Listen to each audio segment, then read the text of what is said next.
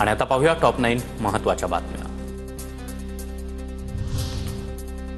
नागपूर शिक्षक भरती घोटाळा प्रकरणी उल्हास नराड यांना अटक करण्यात आली। काँग्रेस नेत्या नयना झाडेंचा पोलीस प्रशासनाला सवाल। उल्हास नराड यांच्याकडून तक्रार आणि त्यांनाच आधी अटक का? नयना झाडे यांचा सवाल। राज्यामध्ये कोरोनाचे 102 नवे रुग्ण आढळले। राज्यातील कोरोना रुग्णांची संख्या 1914 वर, तर मुंबईमध्ये 805 कोरोना रुग्ण। हॉटेलमध्ये शाकाहारी आणि मांसाहारी पदार्थ वेगळे शिजवा, अन्यथा कारवाई। अन्न आणि औषध प्रशासन सुरक्षा आयुक्तांचे आदेश। नाशिकमध्ये विश्व मराठी साहित्य संमेलन डिसेंबर महिन्यात होणार। मराठी भाषा मंत्री उदय सामंत यांची घोषणा।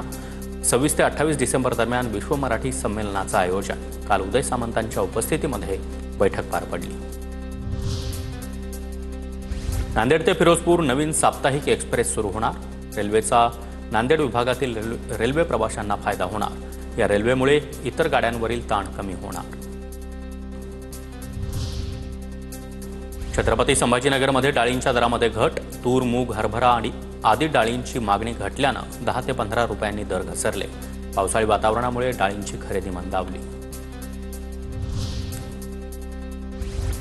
देहरादूनमध्ये IMAची passing out parade. Indian military अकॅडमीच्या 2025 स्प्रिंग टर्मची पासिंग आउट परेड पार पडली। बँकांच्या प्रमुखांसोबत अर्थमंत्र्यांची 27 जूनला बैठक। बँकांकडून उद्योगांसाठी वितरित होत असलेल्या पतपुरवठ्याची अर्थमंत्री माहिती घेणार। निर्मला सीतारामन सार्वजनिक क्षेत्रामधील बँकांच्या प्रमुखांसोबत चर्चा करणार। नागपूरच्या भिवापूरमध्ये लग्नातील जेवणामधून 100 जणांना विषबाधा।